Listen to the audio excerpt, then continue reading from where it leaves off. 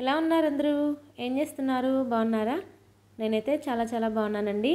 మీరు కూడా బాగున్నారని, బాగుండాలని మనస్ఫూర్తిగా కోరుకుంటున్నాను. ఈరోజు మన ఛానల్లో జిలేబీ ఎలా తయారు చేసుకోవాలో చూసేద్దాము. చాలా ఈజీ ప్రాసెస్.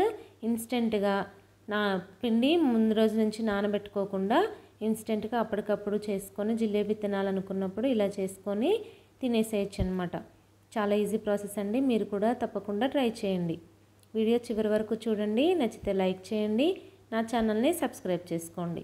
ఈ జిలేబీ తయారు చేసుకోవడానికి కావాల్సిన పదార్థాలు: 1 కప్పు మైదా,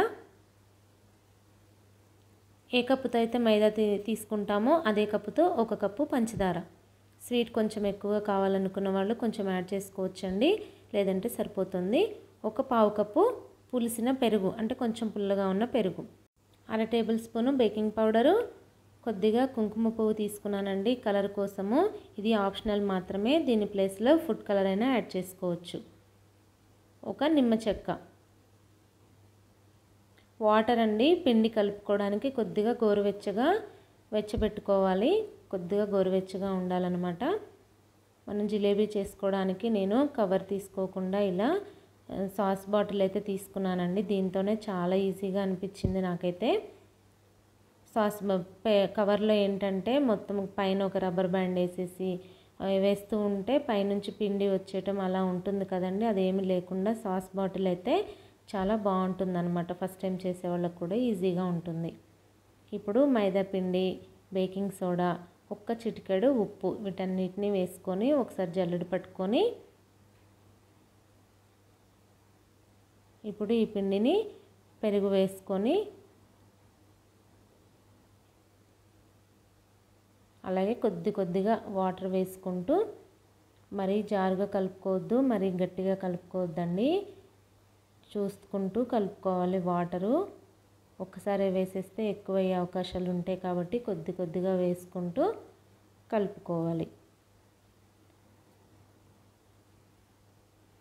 మనకి పిండి కలిపే విధానంలోనే ఉంటుందండి జిలేబీ అనేది బాగా రావటానికి. మనం పిండి ఎంత బాగా కలుపుకుంటే జిలేబీ అంత బాగా వస్తుందన్నమాట పొంగుతూ, లేదంటే చతికిలు పడిపోయినట్టుగా వస్తుంది.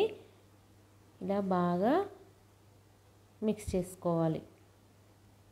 చూసారు కదండి, పిండి కన్సిస్టెన్సీ అలా ఉండాలన్నమాట.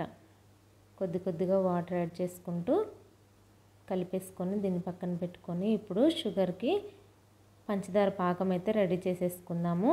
ఏ కప్పుతో పంచదార తీసుకుంటామో అదే కప్పుతో 1/4 కప్పు నీళ్ళు వేసుకోవాలి.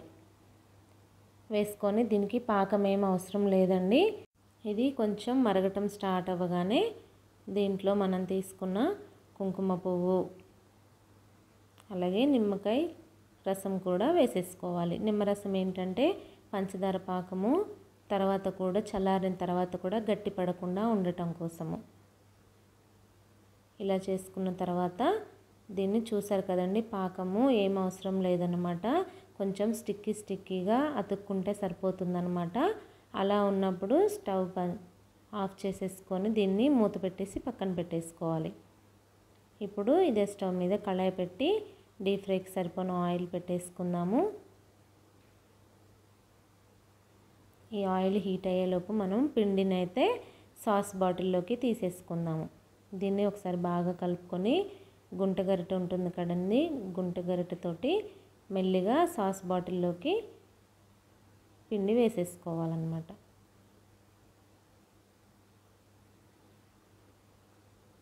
ఇలా కొద్దిగా వేసుకుంటూ హీట్ అయిన ఆయిల్లో చక్కగా జిలేబీలాగా ప్రిపేర్ చేసేసుకోవటమే. ఆయిల్ బాగా హీట్ అవ్వాల్సిన పని లేదండి. చూసారు కదా, అలా వేయగానే పైకి తేలాలన్నమాట జిలేబీ. అప్పుడు ఆయిల్ కరెక్ట్గా మంచిగా వేడైనట్లు. దీన్ని చక్కగా అటు ఇటు తిప్పుకుంటూ చక్కగా కాల్చుకోవాలన్నమాట. చూసారు కదా, చక్కగా గోల్డెన్ బ్రౌన్ కలర్ వచ్చాక దీన్ని ఒక్కొక్క దాన్ని తీసేసి షుగర్ సిరప్లో వేసేసుకోవాలి. వేడి మీద వేసుకోవటం వల్ల షుగర్ సిరప్ మంచిగా అబ్జర్వ్ చేసుకొని జిలేబీ జ్యూసీగా చాలా బాగుంటాయి అన్నమాట. ఇలా మొత్తం పిండి అంతటినీ కూడా అలా జిలేబీలాగా చేసేసుకొని షుగర్ సిరప్లో వేసేసుకొని సర్వ్ చేసుకుంటే మన ఎంతో టేస్టీ జిలేబీ అయితే రెడీ అయిపోతుందండి. పైన క్రిస్పీగా, లోపల జ్యూసీగా, చాలా టేస్టీగా, చాలా బాగుంటాయండి. మీరు కూడా తప్పకుండా ట్రై చేయండి. ఇప్పుడు మిగిలిన పిండి కూడా సేమ్ జిలేబీలాగా వేసేసుకోవాలి. ఇవి మంచిగా కాలాక తీసి షుగర్ సిరప్లో వేసేసుకోవటమే.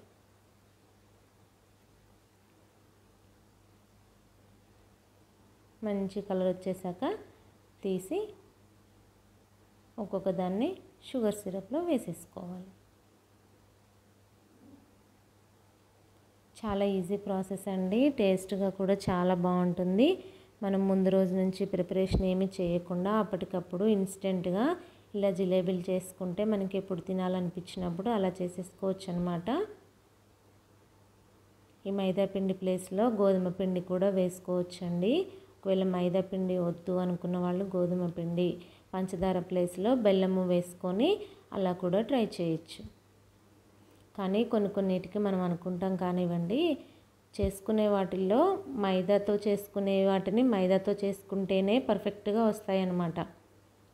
అలా ట్రై చేయండి ఒకసారి, మీరు కూడా చాలా బాగా వస్తాయి. ఎప్పుడో ఒకసారి తింటాం కదండి జిలేబీ, అస్తమానం తినం కాబట్టి వీటిని ఎలా మైదా పిండితో చేసుకోవటమే బెస్ట్ ఆప్షన్ అని నాకు అనిపించింది. అంతే, మన ఎంతో జ్యూసీ టేస్టీ జిలేబీ రెడీ.